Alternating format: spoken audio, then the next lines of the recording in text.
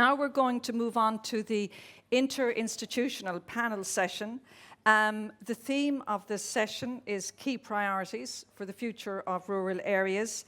As you know, of course, this conference is taking place following the publication of the EU's post-27 budget and policy proposals by the European Commission, and that, of course, marks the start of the negotiations with the European Parliament and the Council. So this segment will actually begin first with a presentation from the European Court of Auditors, and then that will be followed by a panel discussion. We will also be seeking the views of those of you who are here in the beautiful Chateau de Billet, and those of you joining us online as well. If you can put your responses in through Slido, the app we'll be using, and I'll go through that very shortly with you. So we will be reaching out to those of you physically attending the event here and those of you joining us online as well. So before I invite our panelists for the session, it's my pleasure now to first invite Iliana Ivanova from the European Court of Auditors. Iliana, you're very welcome. And your slide, oh, you're just speaking from notes, you're fine. Thank you very much. Dear panelists, dear participants, dear all, I'm also very delighted to be here today and to open the debate in this panel on how to advance the implementation of the European Union's long-term vision for rural areas, whose objectives and actions were confirmed in February by the Vision for Agriculture and Food. And I'm so glad that we will hear from Commission, from Council, from the regions themselves, from the social partners and the coordination group, because I'm certain we all want to build faster and better many prosperous rural areas by 2040. Since its launch in 2021, the Rural Pact has provided a common platform for the engagement and cooperation of a wide range of actors, sharing best practices, contributing to increased synergies between different funding instruments. And I can confirm from my past experience as a former commissioner for research and innovation that developing and implementing strategies together with the involvement of all stakeholders and actors is key for their success. But today I'm here as a member of the European Court of Auditors, and from this perspective I can also confirm that it is equally important to make sure all efforts and investments are leading towards tangible results for the people who live in these regions. The design of strategies reflecting the various specific needs of the rural areas is essential for turning them into viable and prosperous places, and mostly for tackling their growing depopulation, which we heard is not uniform and not the same everywhere. And this is a critical challenge that we heard many of the previous speakers talked about. Everyone mentioned also the quality education, the accessible healthcare, the reliable infrastructure, transport, digital connectivity. Here I can very much confirm what Commissioner Hansen said, because already in 2018 we confirmed in the report of the European Court of Auditors that the targets, especially for the rural areas for broadband access, are very unlikely to be reached. And it is a very, very big challenge to provide this high-speed access, broadband access in the rural areas. And these are some of the key elements also that the action plan is aimed at addressing. Now, many of the speakers also talked about the multi-annual financial framework proposal, and I hope there would be new opportunities for the rural areas there. And both commissioners really underlined this key aspect in their speeches. We have to be careful, though, to learn not only from the best practices, but also from the past mistakes.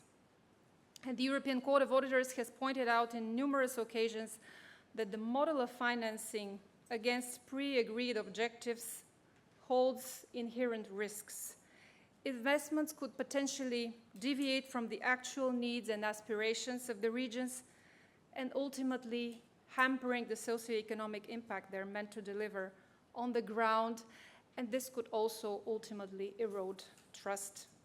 Already in 2022, we concluded that the EU rural development policy has to be durable in order to achieve its long-term objectives, and how to bridge this gap between intention, good intention, and effective execution.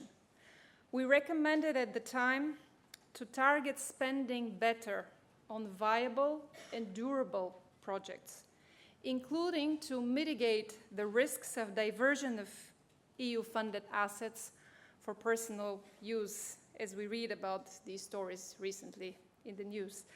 I hope our discussions today will bring us one step closer to overcoming the setbacks and delivering on this long-term vision for rural areas. Because now more than ever, we need EU policies that bring results in every rural area, taking account of their unique characteristics. Thank you. Thank you very much. Thank you. Thank you very much, Iliana Ivanova. Thank you so much. So now I'm going to invite all of our speakers to join me on stage. And as I call your name, you can just go to the very end one and work your way backwards here. So now I'd like to invite on stage Emma Toledano, Director of DG REGIO with the European Commission. And following Emma, I'd like to invite Hans-Peter Olsen, Deputy Permanent Secretary of State in the Ministry of Urban, Rural and Ecclesiastical Affairs of Denmark, and obviously representing the current Danish presidency of the Council of the European Union. Our next guest has already been on stage earlier, Radim Sršeň, Member of the Commission for Territorial Cohesion Policy and EU Budget, and representing the Committee of the Regions. Our next speaker, guest is Lidija Pavić-Rogošić, Member of the Agriculture, Rural Development and Environment section with the European Economic and Social Committee.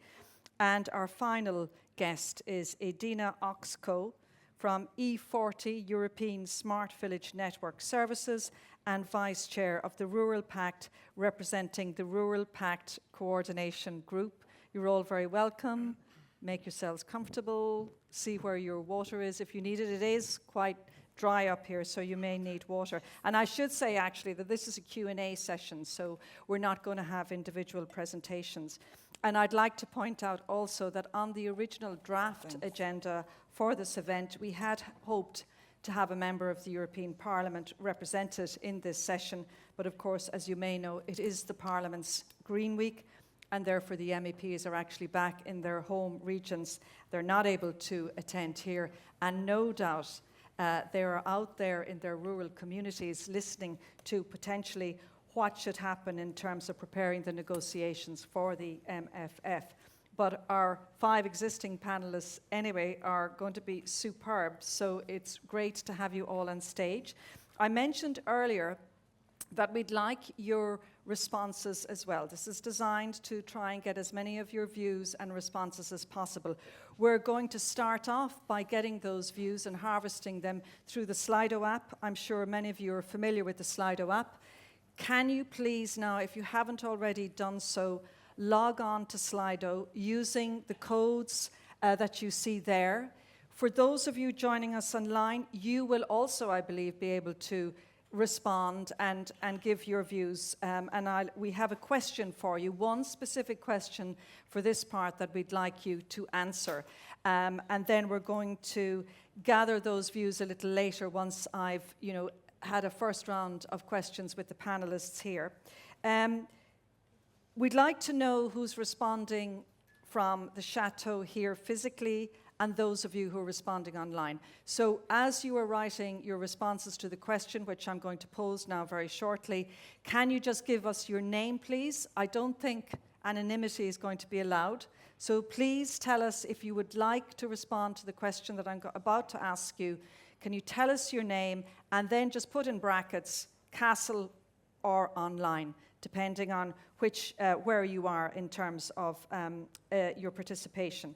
And the question, it's not on Slido, it's a little bit not straightforward, but anyway, we're going to give you the question now because you won't see it on Slido, but you can respond through the Q&A session. So the question we are going to ask you to respond to is, what do you think will be the best way to respond to the needs and opportunities of rural communities through EU policies in the next policy cycle? Do we have that slide so that yeah, there you go. What do you think is the best way to respond to the needs and opportunities of rural communities through EU policies in the next policy cycle? Maybe just put 1 or 2 sentences. And then after the first round of questions, Patricia from the Rural Pact Support Office will actually then give us a summary of the points made on Slido, and she's also going to go around the room here and maybe get more of your views. Okay, so take your time. It may be informed as well by what you're going to hear when I now ask the first round of questions of our panelists. Put the responses into the Q&A part of Slido, and then Patricia will start organizing them. Okay, now I hope that's all straightforward. Thank you very much. You're very welcome. So, what I'm going to do is ask each one of you an initial opening question. We'll then go and get the Slido responses, and then I'll come back to you again. So, Emma Toledano, you're very welcome, Director DG REGIO. My question to you is, how will the Commission's proposals for the post-2027 EU policy framework support the ambitions and the needs of rural areas, which we've been hearing about already today, and how can the Commission ensure that they're going to remain or become attractive places, rural areas, to live and work in the future? Okay. Thank you very much for the question, and thank you very much for having me here today with you. Thank you also for the first sessions that we heard so far, which were extremely interesting and also enlightening in terms of reality check from Lina, for instance, or from the OECD. So the question is related to the proposal for the post-2027 period that has been issued by the Commission in July, and which is ambitious in terms of the budget, the reforms, and the simplification. And this is the starting point of negotiations. And the indicative timeline is to see the proposal, well, the eventual decision adopted by mid-2027. But so this leaves quite some time to act upon the proposal. And of course, all the institutions that will then adopt the proposal are here present today in almost all in the panel, but also the stakeholders, you, can play a role. So my first message would definitely be in terms of how we can respond and how the proposal can meet the needs and your expectations and the support to the rural areas. My message is really, the first message is really do engage in this debate. Lina said it, don't underestimate us. So my message is definitely don't underestimate you. So I think it's really very important to get engaged in this debate. The idea is, in the proposal, is to have one single national and regional partnership plan and per member state, which is, however, elaborated in partnership, meaning that, as our Executive Vice President has said it has to be done with the relevant regional and local stakeholders, and that, of course, includes the rural public authorities and stakeholders. So this, again, is a call for making sure that you proactively link up with, at the local level, at the regional level, all the way up to the national level, to make sure that your voice is heard, that your needs are understood, and your concerns are taken well care of.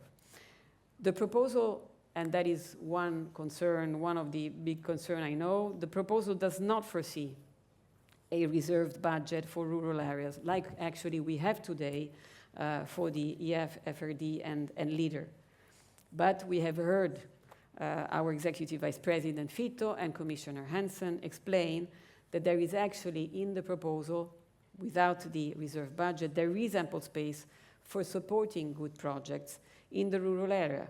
And LEADER and the CALLD are maintained with the potential there for even more synergies. So again, you know, there is space and one has to take the opportunity. So the system compared to today is giving flexibility to member states to continue supporting rural areas through more integrated approaches and opportunities, and for everyone, including the rural community, to seize future opportunities. And more integrations and synergies, I think that actually you have also been calling for. You also called for more simplification and common rules across the funds, and that is also one of the, let's say, replies from the proposal. There is one set of rules, one set of administration, and two specific objectives that actually address the need to reduce territorial disparities and improve the living conditions in rural areas, including service delivery that we have abundantly heard of in the previous, by the previous speakers. So member states in this partnership process, in this governance process leading to the single plans as proposed, have to analyze the specific needs of the different territories and have to demonstrate how they have achieved those objectives through the plans. Okay, I know I want to get around to everybody, so just any other final points? Yeah, maybe also, because these plans are important as a proposal, that they can also have territorial chapters, so that, again, there is ample space to go for the place-based and bottom-up needs and reflect this. And now, we are speaking about the future, but also, and the Executive Vice President mentioned it, we also are undergoing a midterm review of cohesion policy. So even now, under the 21-27, there are opportunities for all the regions, for all the areas, to get a foot on the current programs. Okay, thank you very much, Emma. And again, please keep responding to the question. Put in one or two sentences. You know, your views may change as you hear panelists here. I'm going to move to you, Hans-Peter Olsen, and of course representing the Danish presidency of the Council of the European Union. My question to you is, with rural development becoming a cross-cutting theme to be reflected across the future national and regional partnership plans, what are your recommendations to ensure that rural needs and opportunities are properly reflected and funded in member states? Thank you, and thanks for the invitation. I regret that it was not possible for the Danish Minister for Urban and Rural Affairs to attend this important meeting.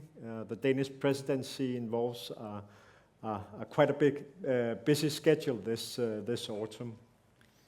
With regards to the question, we welcome a future where the common EU agricultural policy will become even more green, simple, market-oriented.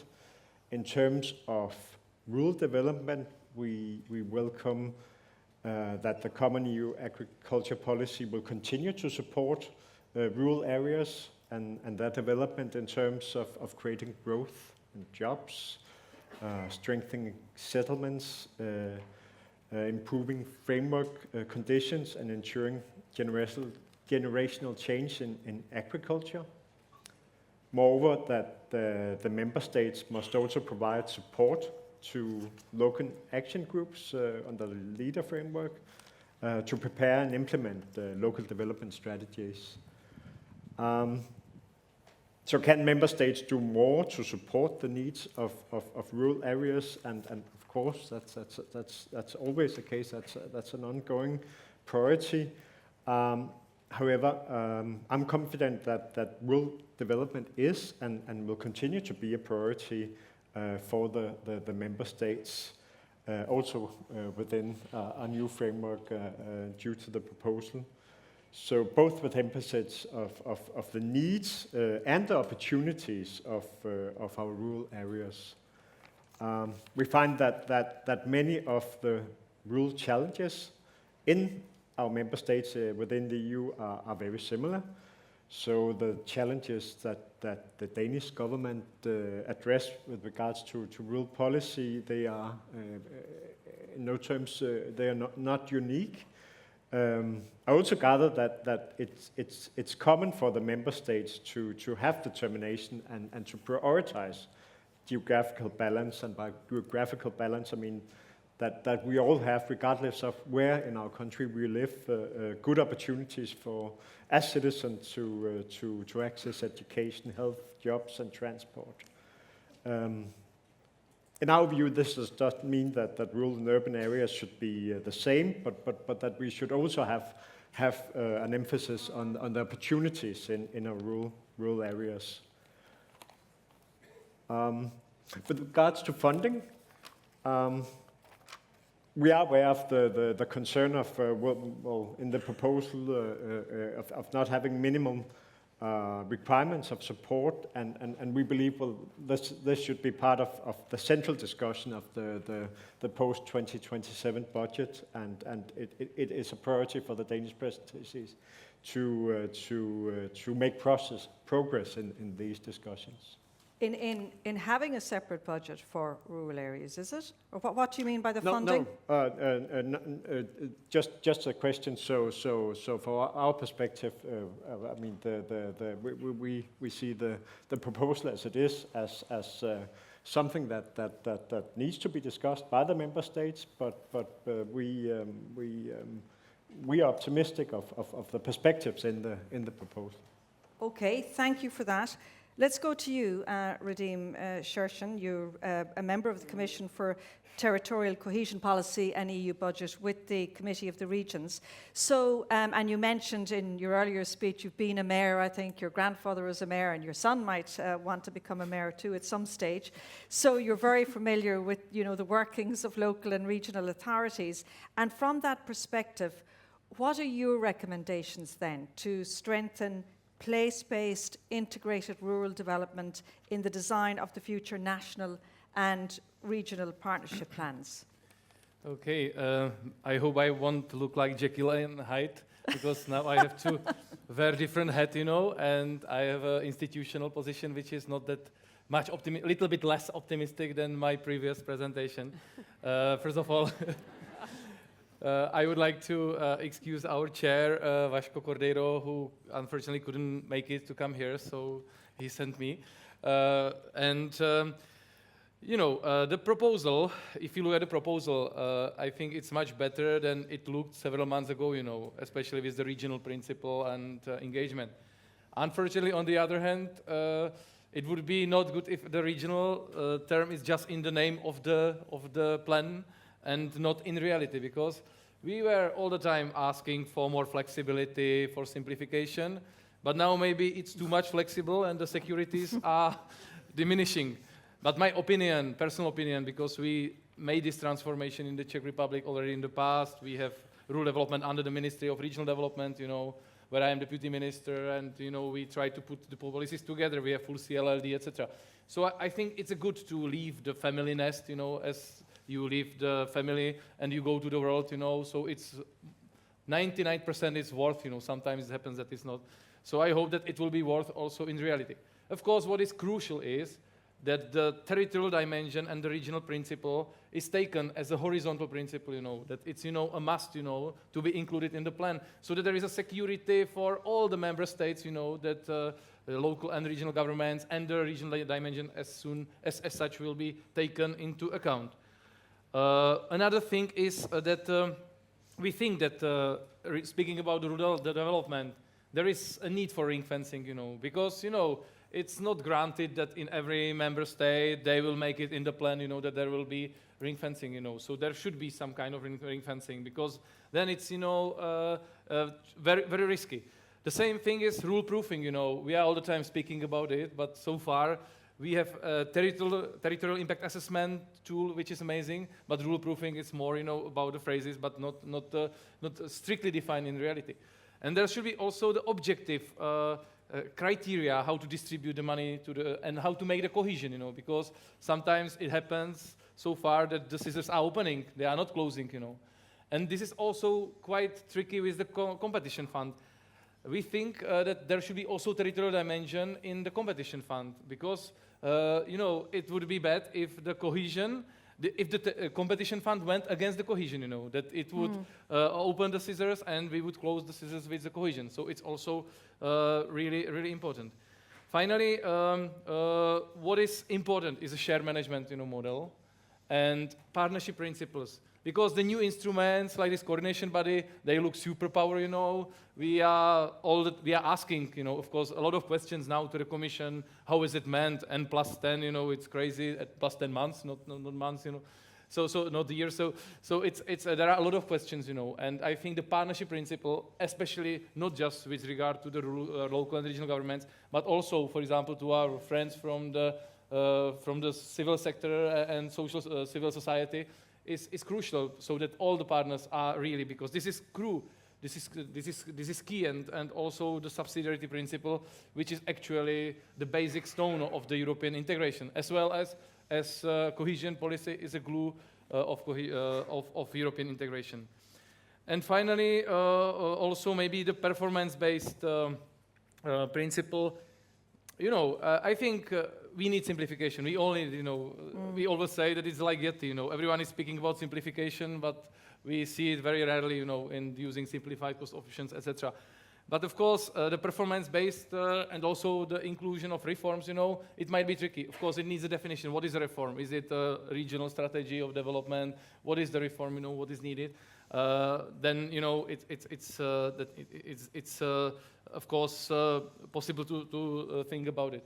So those are the main things which we are afraid maybe of. We are asking, but on the other hand, yesterday I talked to a guy from the cabinet of Serafino, and he said, they were finalizing the version in last days, in last hours, during weekend, So there is not a lot, many things are unclear, and they would like to clarify it, maybe also this territorial dimension principle, because we discussed it yesterday with our minister and with our colleague from Commission, how we will deal with this principle.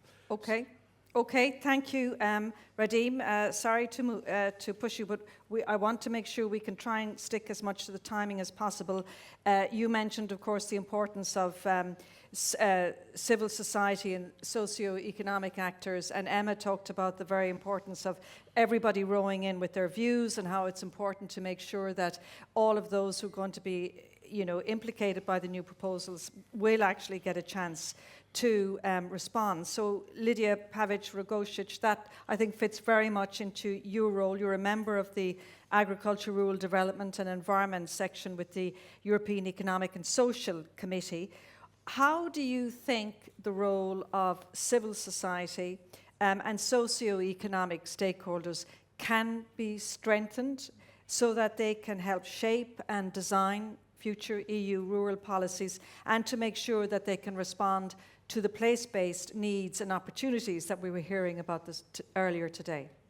Thank you very much. First, I would like to thank the organizers for convening this Rural Pact Conference, because it's really needed that we meet in person and discuss, exchange experience, and put forward some recommendations. As you mentioned, I represent European Economic and Social Committee, which is house of organized civil society, bringing together employers, workers, and diverse civil society organizations. And coming from the section dealing with agriculture and rural issues and environment, I have one message, one key message, and that's Europe's future depends on how we treat and support rural areas, as fair, sustainable transition must reduce really regional disparities and guarantee quality of life and well-being of all citizens. And to ensure that EU rural policies really respond to place-based needs, we need to strengthen the voice of rural people and their organizations at all stages of policy making, because policies without inclusion are just an empty promise. So first, participation must be formalized and inclusive.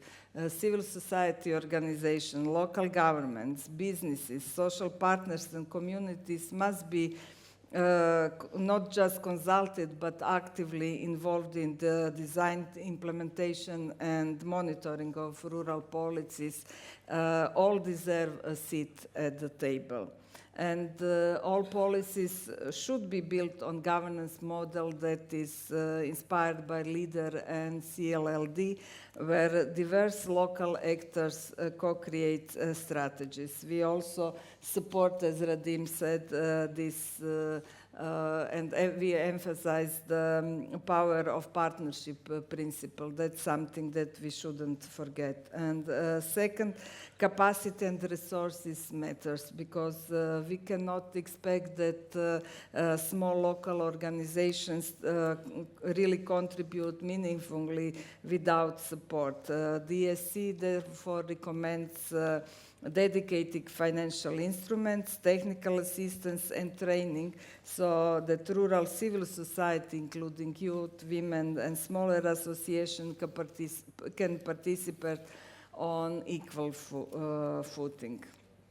Third, mainstreaming rural proofing and the principle of leaving no one behind is essential.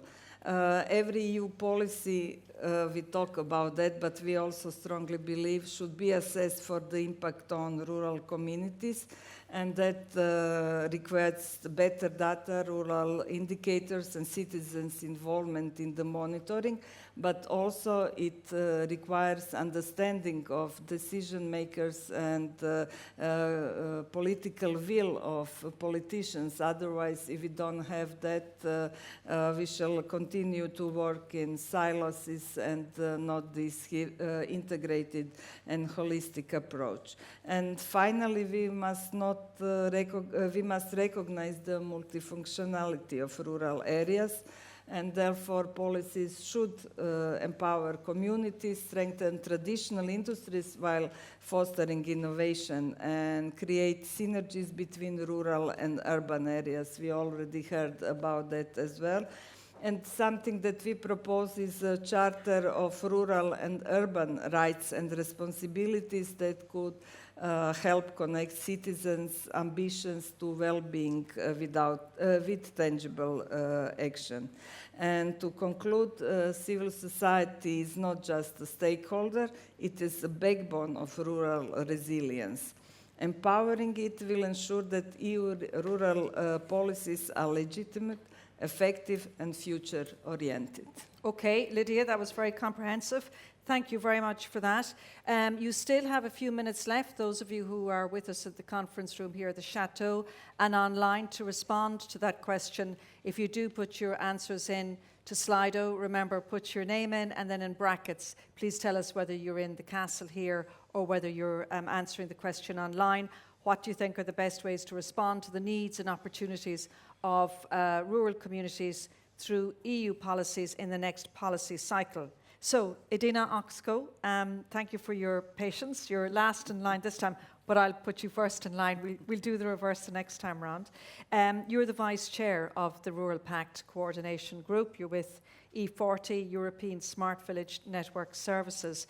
So when you consider the Commission's proposals for the post-2027 EU policy framework, what do you think should be the key priorities, or what have been the key priorities and messages that have emerged from the Rural Pact process that you think need further consideration by EU institutions in the current negotiations? Thanks a lot for the opportunity to speak. I think you are all confused with Radim's various roles, so just to confuse more, I'm kind of taking his previous hat, and I'm speaking on behalf of the Rural Pact Coordination Group. Firstly, I think there are some positive messages in the new proposal. For instance, the integration, the possibility to use the previously more fragmented funds, and the kind of compulsory cooperation between ministries or different managing authorities, or this strengthened cooperation. But at the same time, I think it depends, as we heard from the European Court of Auditors intervention at the beginning, that good intention really has to be translated in effective implementation, and that's what will matter matter at the end of the day. So what we often see is that rural areas, and I have to say from my perspective, the very small rural communities from a smart village perspective especially, are kind of often at the end of the queue somehow, which comes to some extent to interest representation, which I will talk about later, when it comes to the funding and the implementation at the end. So it will really matter what will come out in the regulation. Often the problem is that, and it was good to hear the initial presentations today, that the problem is that rural development is kind of mentioned as agriculture, which is very important. We all agree that agriculture is absolutely crucial for rural development. For the purpose, especially those agriculture that creates employment and sustainability, environmental sustainability. But it has to be remembered, and I was traveling with colleagues from Eurostat, and I confirmed that even in predominantly rural areas, the percentage of the workforce which works in agriculture, forestry, fisheries sector is around 11%. And of course, it's a biased number. There are many others who might not be registered, and as we heard today as well, the statistic doesn't tell it all. But still, it's something that shows that there are many other issues and sectors we have to deal with when we talk about rural development. So from my perspective, it's two things which I want to highlight from the Rural Pact Coordination Group declaration. Firstly, the earmarking of funds, which is absolutely critical. I think we should fight for that. We mentioned 30% in the previous. And the second is the community-led initiatives. Leader is there, but again, it's not earmarked, so there is a big risk that we will lose funds. And of course, I have to say and have to mention finally smart villages, which is just very lightly mentioned in the proposal. The Commission already invested a lot of funding into this, and it's very positive reception on the ground, and we have to make sure that these initiatives are supported and much strengthened in the regulation. Okay, very good. Thank you very much, Edina. Now, and we will go back to you all for a second round of questions, which is about really very much looking at the policies as well for the right to stay. I'm going to go to Patricia Martinez from the Rural Pact Support Office. I'm going to hand over to you, Patricia. You're going to manage the feedback from Slido and then maybe take questions from the floor as well. Exactly. Thank you very much, Karen, and thank you very much to everybody for the very active participation. We had here something like over 110 ideas coming in, so goodness. It shows really how much people are motivated to set ideas on how to improve the needs and opportunities. A lot of then in different clusters, for instance, to support digitalization, support technological companies, digital innovation in rural areas, access to services, infrastructure essential to guarantee the right to stay of people. We need to pay more attention to aspects such as culture, innovation, sport, things that are beyond agriculture, since rural areas are way more than that. Rural proofing, of course, has been mentioned by many people in this, and territorial impact assessment. How do we ensure that this is achieved at all levels and it becomes a mandatory element in policy? Simplification, and here we're not speaking only about simplification on accessing EU funding as well, but really all kind of funding opportunities for small businesses, access loans, access to the support of banks that can ensure the resilience of small businesses that very often need to close in rural areas. The involvement of local communities in the future of rural policies, this has been mentioned by many of you, and several of you also mentioned the specific essential point of bringing youth, the young generations into this, go to schools, ask them what they want the rural areas to be, and bring them to the center. Urban-rural synergies, create the synergies instead of creating competition among them. Sharing of good practices in different sectors that can really show the added value of rural areas, such as bioeconomy or energy. And then I'm going to be to the really top one, which has been a dedicated rural development strategy. Perhaps we can show results. Dedicated rural development strategy and targeted fund. We need a framework, a comprehensive framework for the funding of rural areas, but of course, all of them are diverse. They need targeted support. And we need a ring-fence participatory local development tools, such as leaders, such as CLLD, to ensure the prosperity of the rural areas and the proper access of the funding in the next MFF. So perhaps what I would like now is to give the floor to the person that achieved the highest number of votes, Michael Smith, over there. So would you like, very briefly, colleagues will hand the mic, just very briefly so that we have the time to ask several people in the room. But you got the most awarded. So first of all, thank you very much. And I think it's great to have so many like-minded people in a room. And I really, really liked all the statements. I liked the statements of this panel and the one before. But actually now comes the difficult part. How do we put this into practice? How do we ensure the money actually goes into the areas that we discussed? I found it super interesting that Dorothee has identified a number of priorities that are key to really, really help with competitiveness and the development of rural areas. However, I'm not seeing, and from what I hear back home, I'm from Germany, not from Germany, other member states, it's not really sure that money really will go into rural areas unless there's legal provisions ensuring that it needs to go there. And I will once again recall there's a very, very clear article in EU law, in the EU treaties, 174 TFEU, that says priority should be on rural areas, amongst others. And I find that we are still discussing that rural area is important. We still lack adequate funding. We have not provided adequate funding in the past, and I fear that we will not be able to provide adequate funding in the future unless we make sure that the rules are set in a way that this can be done. And one last thing, and I have to stress this, I would not share the comment from the colleague from Denmark. I'm not really sure whether Lidija is secured. I actually fear that Lidija is not secured comprehensively. And I cannot stress this enough, how important Lidija is for the development of rural areas, for ensuring people have direct contact with the EU level and with EU funding, and for ensuring people feel that they are heard by the European level. Thank you very much. Thank you.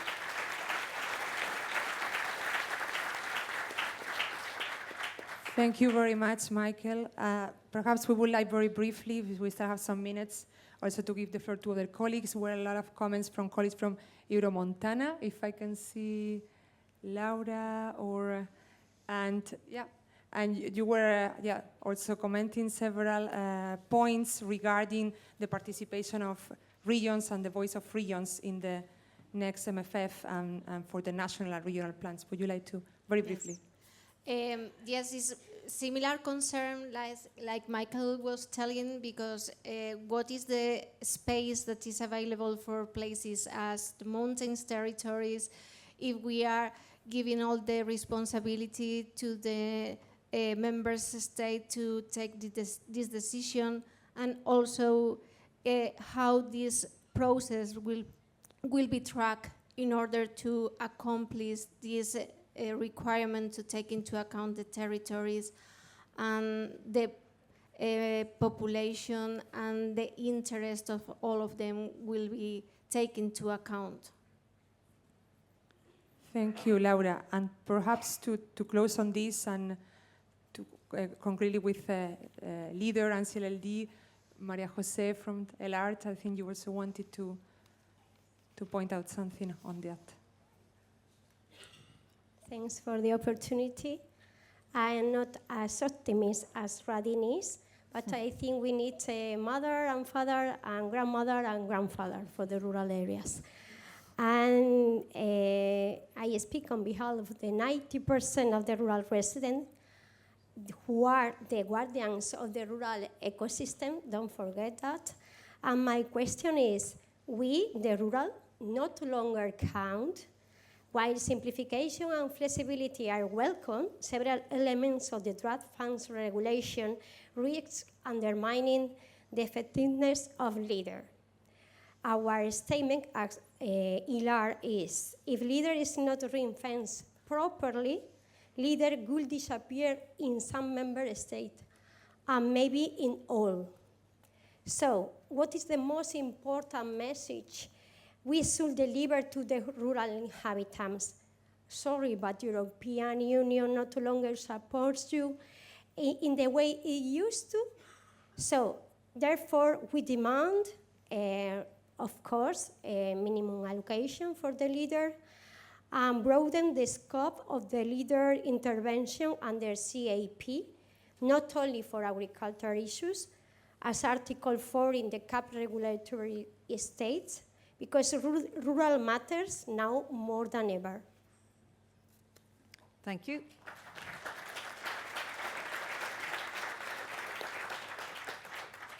So thank you very much. We are like beyond 120 replies. We will take them into account for sure, also for reporting and follow-up actions. But now we need to continue. So over to you, Karen. Great, thank you, Patrizia. And can people still respond? Can they continue, or do you want to cut off their responses? Like, can they continue over the next day or two? They can continue, but we are not today showing like more resources. Oh no, on that. yes, yeah. So it's just then for reporting for sure. Yes, to get so if more people wanted to contribute, so that you get a greater feeling, of more views, they can do that. That's a possibility. Brilliant. For sure. Okay, thank you very much, and thanks to all of those of you who answered the questions online and here in the room, and who responded as well.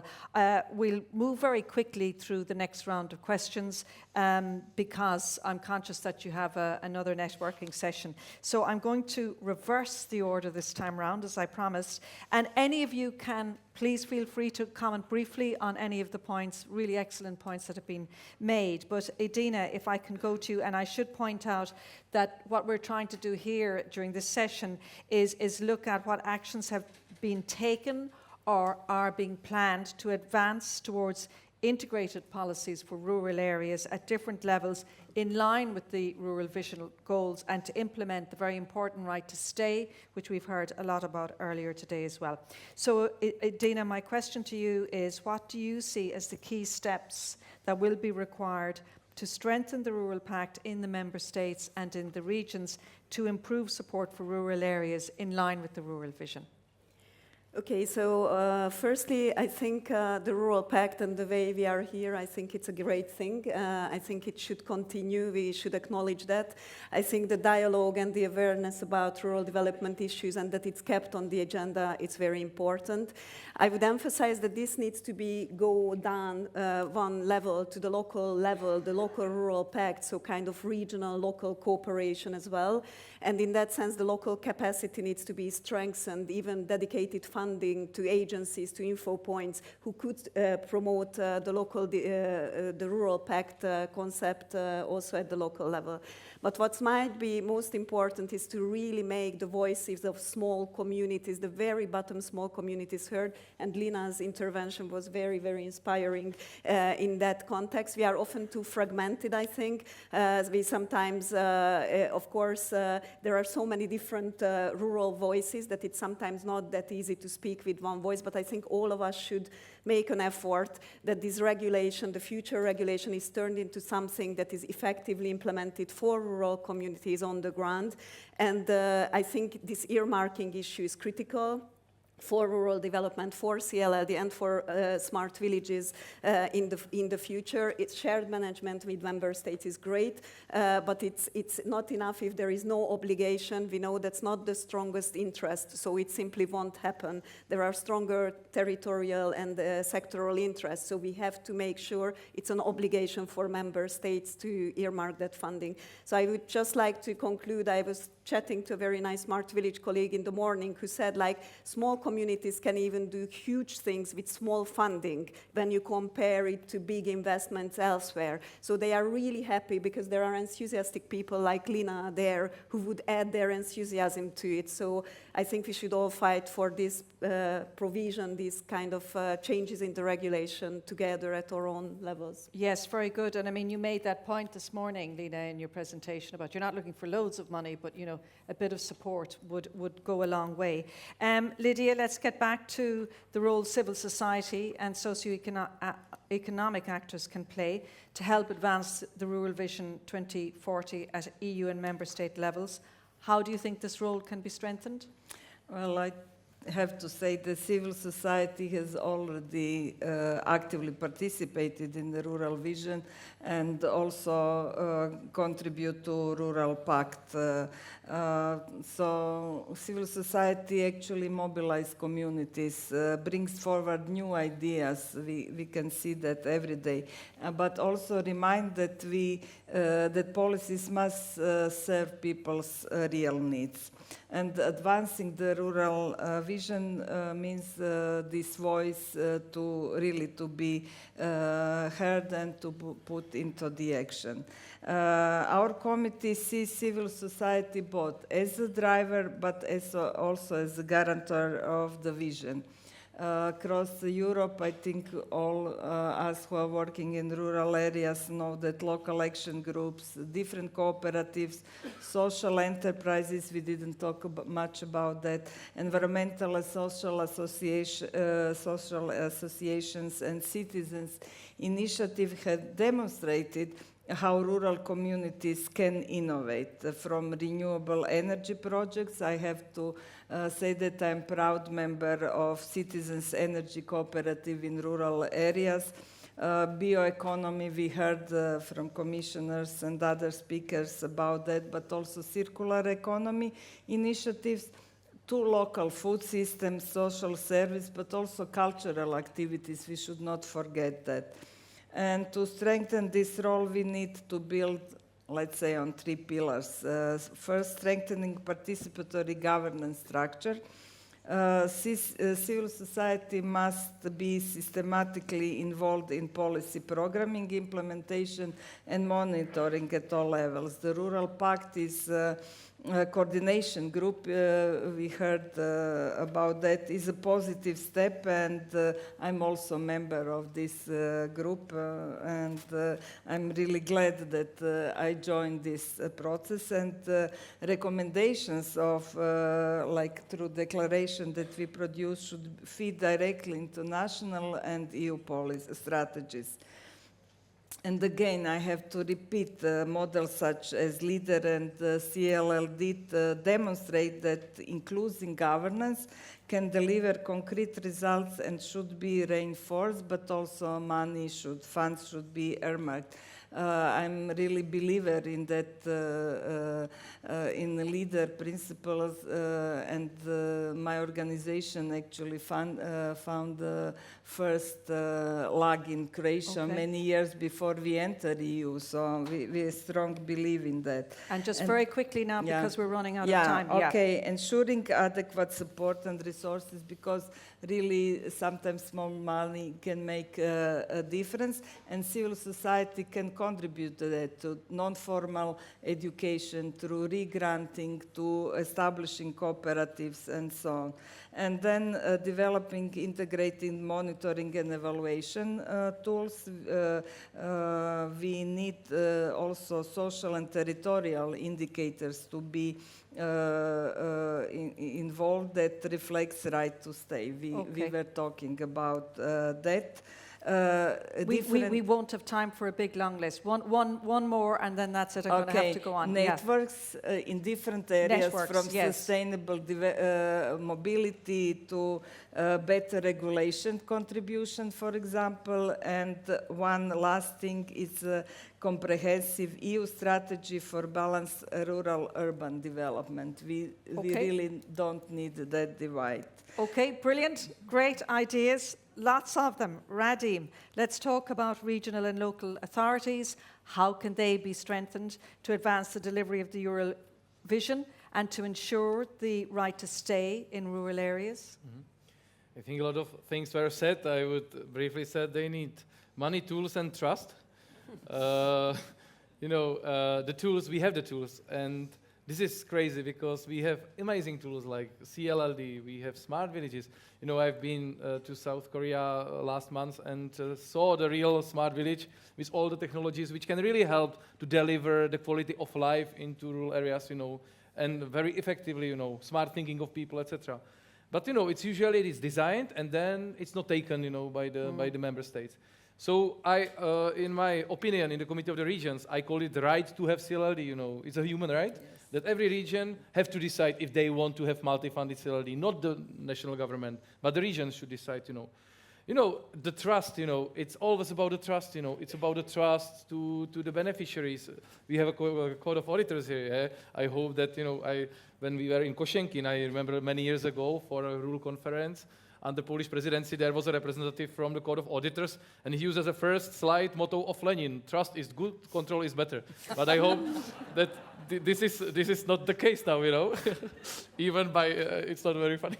So so this is trust, and you know, by just you probably know that the mayors are from all the levels of multi-level European government are the most trusted ones, you know, by far.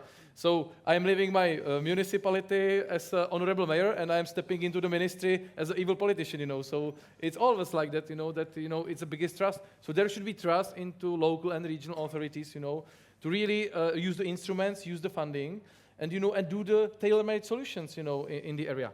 And if we speak about the national and regional partnership plans, according to our opinion, the regional governments should also approve the plans, not just the national governments, not just the council, but also the regional governments, because if those plans are regional, so there should be approving also them. And of course, finally, the simplification that was said already, you know, we have tools how to simplify the things, you know, they are also in the proposals, you know, so we should use all the mechanisms to simplify the things. And of course, finally, what's important is the education, you know, because as me and Lina felt natural to come back to rural areas, although everyone said we are crazy to come back, you know. I remember that, you know, from my friends, you are from Brussels going to your village, you know, you are crazy, 250 kilometers from Prague. And I was always happy to do that, you know. So I think we need to educate, you know, the kids from the primary schools and especially about youth, you know. We are often talking about youth and their problems, but we are not letting them to bring the agenda, you know. We are bringing the agenda. So those are things, I think, and we can be very happy then. And youth and their involvement in shaping the policies was one of the responses from our participants, which was very good. I must remember that saying, trust is good, but control is better. That's a good one. Hans-Peter Olsen, Denmark is nearly halfway through its presidency of the European Council. So in the time left, how is the Council of the EU planning to promote stronger, integrated rural policies to advance the Rural Vision 2040 during what's left now, the next few months of the Danish presidency? We're in the you have to ramp it up. The essential part right now. Well, it is essential for EU initiatives to aim for positive development in rural areas. Obviously, this is not a new vision, but it is as important as ever. Which was also addressed in some of the earlier remarks today. Geographical balance is important, as is cohesion, bridge building between urban and rural areas. As mentioned before, it's important for the Danish presidency that the common agricultural policy post-2027 continues to support rural areas, continues to stimulate development, generational removal, green transition, and that the CAP sector regulation sets a framework where Lidija is integrated as an important part of the community-led local development approach that can be acknowledged and operationalized within the member states and in the regional partnership plans. But we should also value flexibility for member states, we believe, to implement the right policies that we can trust, to target the opportunities, not just within agriculture and food production, but in areas like tourism, industrial production, and some of the other general common points that was mentioned before. So that we get, I mean, the best impact of our rural policies in our member states and in our local communities. Moreover, I mean, besides the instruments that the common agri policy can offer post 2027, there are also other EU instruments we think can be important to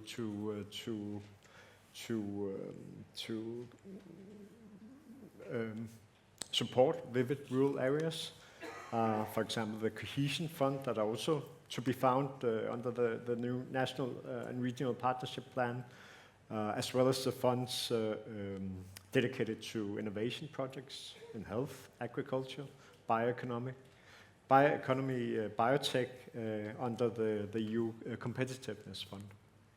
Okay, that's a good long list, so you will have to work hard to try and see if you can get as many of those in as possible. Emma, we'll go back to you. We started with you originally. I have a question for you, but feel free to comment on any of the views that have been expressed if you want to. My question to you, though, is the Rural Vision has defined 10 goals, shared goals, European Union, you can see it if you go onto the link, to make rural areas good places to live in. So how is cohesion policy going to address those goals in particular? Well, cohesion policy is addressing them already, because the long-term vision for rural areas that define those 10 shared goals, actually the goals reflect the core mission of cohesion policy, and this vision established the Rural Action Plan, which is under implementation. You have 24 thematic actions plus 6 horizontal. You have half of the Commission being mobilized to make sure that they are being implemented, and they are indeed ongoing or already completed. And in the already completed, I can maybe mention a few. So the Rural Observatory has now, provides now better and more accessible data on rural areas. The Rural Toolkit provides information to everybody on funding possibilities. The rural proofing, which we have heard a lot about from also the Finnish minister, from Dorothee from the OECD, is part of the better regulation procedure within the Commission. And there are numerous rural pacts at EU, national and regional level that are being developed thanks to the European Rural Pact, which relating to what Edina was saying. Then, of course, as you heard from the Commissioner Hansen this morning, the Commission also committed itself to update the Rural Action Plan, that's in early 2026, and to strengthen the Rural Pact. So obviously, the debate today and all the more tomorrow through the interactive sessions should bring concrete ideas. So I really invite you to dynamically, proactively intervene in those interactive sessions to feed into this deadline. As concerned the financial support, in parallel to the leader funding from CAP, the cohesion also has a potential to play a bigger role in supporting local action groups that we have heard can be so powerful and so meaningful. And that's through the CLLD, the experience since 2014. And we have seen and we see still today that the interaction between leader and CLLD has brought a lot of administrative complexities, and this is something that the proposal for the future tries to actually addresses, because there is less of a segmentation. So the idea is really that what is going well should continue in the future with the driver of cohesion, and what needs to be improved should be improved. And for this, of course, the right to stay principle is fundamental. We have heard it so many times and from so many different angles, and something that also was we heard both in the declaration that you mentioned, Radim, but also from the OECD, is the importance of supporting the administrative capacity at municipal level. So I will finish through this, because this is something that cohesion policy is completely doing. Thank you. Okay, thank you very much, Emma. And if you could give our wonderful panelists a round of applause for all of their contributions, for their preparations. Really good. Thank you so much.